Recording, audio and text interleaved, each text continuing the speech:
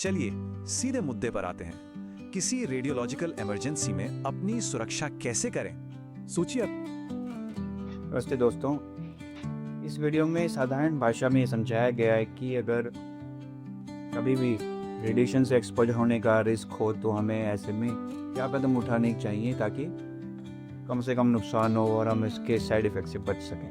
अगर अभी ऐसी इमरजेंसी का अलर्ट आ जाए तो क्या करना होगा?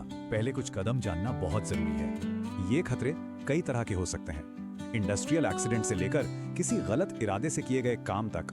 हो सकता है खतरा किसी न्यूक्लियर प्लांट जैसी जगह पर हो या फिर किसी पोर्टेबल डिवाइस से। सबसे पहले इस फर्क को समझना जरूरी है। कंटैमिनेटेड और एक्सपोज्ड होना, ये दो अलग अलग बातें हैं। तो आज हम जानेंगे खतरे को समझना, तुरंत क्या करना है और सुरक्षित रहने के तरीके। तो सबसे पहले क्या करें, खासकर तब जब इमरजेंसी का अलर्ट आए और कोई बाहर हो। ये 4 कदम सबसे जरूरी है। नाक मुंह ढकें, हवा की दिशा देखें और तुरंत किसी पक्की बिल्डिंग में जाएं। अब जब किसी बिल्डिंग के अंदर आ गए हैं तो उसे सुरक्षित कैसे बनाया जाए? मकसद साफ है, बाहर की हवा को अंदर आने से रोकना। खिड़की, दरवाजे, एसी सब बंद कर दें। 90%, ये आंकड़ा बहुत मायने रखता है। जानना चाहेंगे कैसे? सिर्फ बाहरी कपड़े और जूते उतारने से ही 90% तक बाहरी कंटैमिनेशन हट सकता है। और इन कपड़ों को बहुत सावधानी से हटाकर एक प्लास्टिक बैग में सील करना जरूरी है।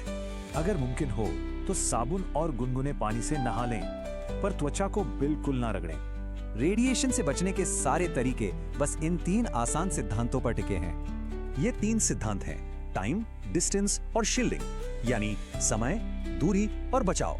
पहला सिद्धांत है समय, मतलब सोर्स के पास जितना कम समय बिताया जाए उतना बेहतर है। दूसरा है दूरी। देखिए, सोर्स से दूरी बढ़ने पर रेडिएशन का असर कितनी तेजी से घटता है।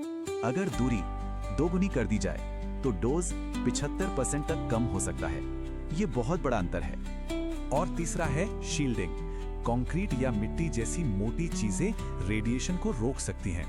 एनडीएमए की ये बात बिल्कुल सही है। असल डर रेडिएशन से नहीं बल्कि उसकी अधूरी जानकारी से होता है। सही जानकारी और प्लान होने पर घबराहट की जगह सही एक्शन लिया जा सकता है। यही सबसे अहम बात है।